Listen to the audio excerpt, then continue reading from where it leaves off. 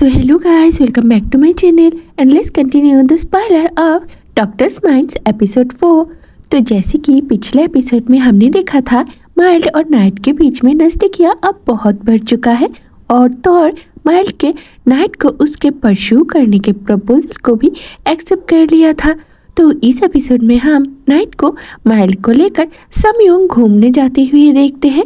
जैसे कि नाइट ने माइल्ड को कहा था कि वो उसको कहीं पर घुमाने के लिए लेकर जाना चाहता है, तो माइल्ड ने पूछा था कि नाइट उसे कहाँ पर लेकर जाना चाहता है, पर नाइट ने उसे तभी नहीं बताया था कि वो कहाँ पर लेकर जाना चाहता है। तो एक दिन अचानक से नाइट माइल्ड को फ़ोन करता है ये कहकर कि मैं तुम्हें कहीं पर लेकर जाना चाहता हूँ, तुम तैयार होकर नीचे आ जाओ, मैं तुम्हारा इंतज़ार कर रहा हूँ। तो नाइट की ये बात सुनकर माइल्ड बहुत ही ज़्यादा एक्साइटेड हो जाता है, ये सोचकर कि वो नाइट के साथ घूमने के लिए जाएगा। तो वो जल्दी से अच्छे से तैयार होकर नीचे आ जाता है। तो नाइट माइल्ड के लिए गाड़ी का फ्रंट डोर ओपन करता है, उसके साइड वाला।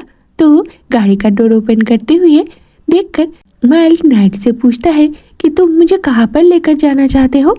तो माइल्ड की ये बात सुनकर नाइट उससे कहता है कि मैं तुम्हें समयोंग घुमाने के लिए लेकर जाना चाहता हूँ। तो नाइट की ये बात सुनकर माइल्ड बहुत ही ज़्यादा हैप्पी होता है और वो दोनों एक साथ निकल जाते हैं घूमने के लिए। तो गाड़ी में वो दोनों एक दूसरे के साथ बहुत ही ज़्यादा मस्ती करते हैं और दोनों को एक दूसरे का साथ बहुत ही ज़्यादा अच्छा भी लगता है। जैसे कि वो दोनों अभी क्वाइट कपल की तरह बिहेव करते हैं, इसीलिए नाइट को उसके साथ कपल जैसा बिहेव करते हुए देखकर माइल्ड हमेशा ही बहुत ही ज़्यादा शाय फील करता है और यहाँ पर भी सीन कुछ वैसा सा ही है। तो वहाँ पर पहुँचते पहुँचते उनको शाम हो जाती है और रात के वक्त माइल्ड नाइट को लेकर शायद उसके घर के बाहर बैठा हुआ था, जहाँ पर वो पूल साइड एरिया में बैठकर पहाड़ का व्यू और आसमान का व्यू दोनों ही इंजॉय कर रहे थे। और तभी माइल्ड नाइट के बहुत ही ज़्यादा करीब बैठा हुआ था। एक्चुअली ये नाइट ही है जो माइल्ड के करीब जाकर बैठा हुआ था, क्योंकि उसे माइल्ड का साथ बैठना, उससे बातें करना और उसकी तरफ देखना बहुत ही अच्छा लगता है। तो यहाँ पर वो माइल्ड को बैक साइड हक करके उससे कहता है मैं तुम्हें सच में ही पसंद करता हूँ और मैं तुम्हें हमेशा से ही पसंद करता था। तुम्हें ये बात मैं कभी बता नहीं पाया हूँ, पर मैं तुम्हें बहुत ही ज़्यादा पसंद करता हूँ। I like you very much. तो नाइट का ऐसा जेस्चर और उसके आंखों में देखकर माइल्ड को उसकी बातों पर भरोसा हो जाता है और उसके दिल में भी नाइट के लिए जो फीलिंग्स है वो डेवलप होने लगते हैं। अब यहाँ का सीन बहुत ही ज़्यादा रोमांटिक है। साइड का आसमान पूरा ब्लैक है और जो लाइट्स है वो बहुत ही ज़्यादा उन दोनों पर रोशनी डाल रहे थे। और जब नाइट माइल्ड को ये बोल रहा था तो नाइट की आंखों में जो सच्चाई माइल्ड को दिखाई दे रहा था, उसके चलते माइल्ड नाइट की बात मान जाता है। इसीलिए माइल्ड को जब नाइट कहता है let's start over with me okay, तो नाइट की ये बात सुनकर माइल्ड मना ही नहीं कर पाता, वो नाइट के साथ रहने में एग्री हो जाता है। इसीलिए हम यहाँ पर देखते हैं कि नाइट माइल्ड को किस करता है और माइल्ड भी नाइट के इस किस को रिस्पॉन्स करता है और दोनों यहाँ पर एक दूसरे को बहुत ही ज़्यादा पैशनेटली किस करते हैं।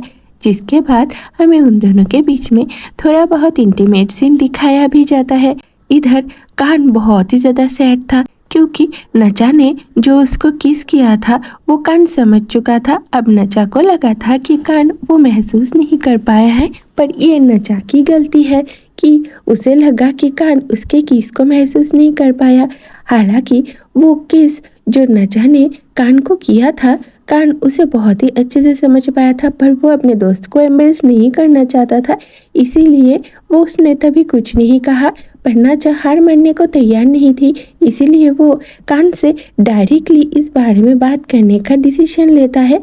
तो कान जब वहाँ से जा रहा था तो नचा उससे पीछे से आकर कहता है कि I like you before that kid, मैं तुम्हें उस बच्चे से पहले से ही पसंद करता हूँ।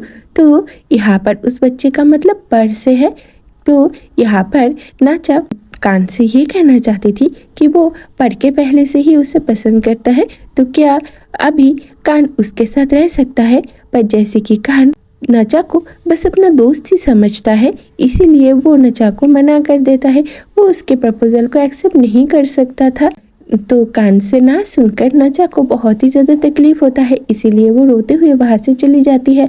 तो नचा को रोते हुए देखकर कान को भी बहुत ही ज़्यादा बुरा फील होता है, जैसे कि वो उसे अच्छा दोस्त समझती है और उसे हर्ट करके कान को बिल्कुल भी अच्छा नहीं लग रहा था। इसीलिए वो कॉलेज के एक बेंच पर बहुत ही बुरे मूड के साथ बैठा हुआ था। तो पर जब वहाँ पर आता है और उसे हंसाने की कोशिश करता है तो वो देखता है कि कान का मूड तभी बहुत ही ज़्यादा खराब है। तो वो कान से पूछता है कि क्या हुआ है, तो कान रोने लगता है। तो पर उसके सामने जाकर खड़ा हो जाता है। तो कान पर को बैक हक करके उससे कहता है कि मैंने अपने दोस्त को हर्ट किया है। ये कहकर वो बहुत ही बुरी तरह से रोने लगता है। तो कान को रोते हुए देखकर पार्थ को बिल्कुल भी अच्छा नहीं लगता। तो वो उसे समझाता है कि तुमने अपने दोस्त को हर्ट नहीं किया है, ये उसकी फीलिंग्स है। अगर तुम उसके साथ रहते उसका फिक्र करके तो ना तुम खुश रह पाते और ना तुम उसे खुश रख पाते। तो इस हिसाब से देखा जाए तो तुमने अपने दोस्त को सेव किया है।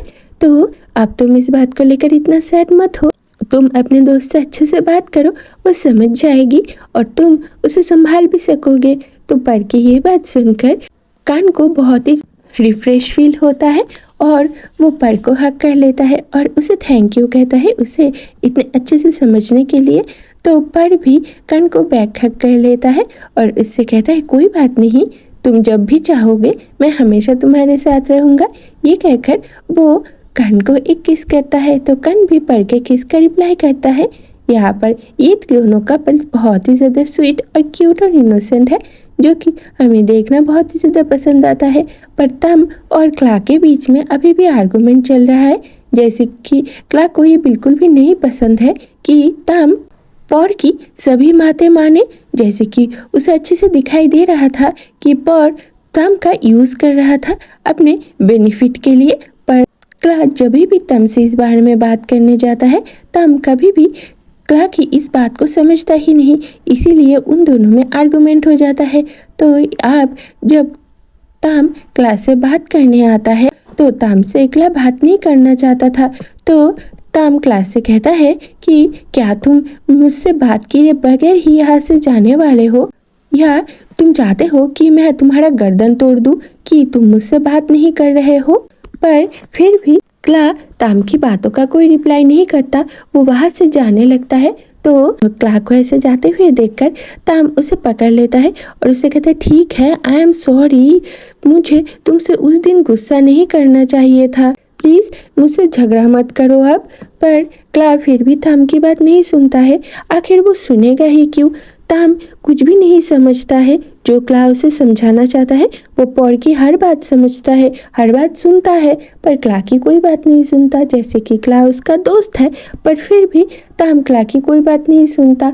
अब क्ला तम को बहुत दिनों से पसंद करता है, वो क्ला की हर चीज़ें को एक्सेप्ट कर सकता था, पर कोई उसे धोखा दे, कोई उसके भोलेपन का फ़ायदा उठाए, ये क्ला किसी भी हालत में एक्सेप्ट नहीं कर सकता था और वो पर को इसी से बचाने की कोशिश करता है। पर थम है कि क्ला की कोई भी बात नहीं सुनता। तो देखते हैं इन दोनों का आर्गुमेंट किस हद तक जाता है।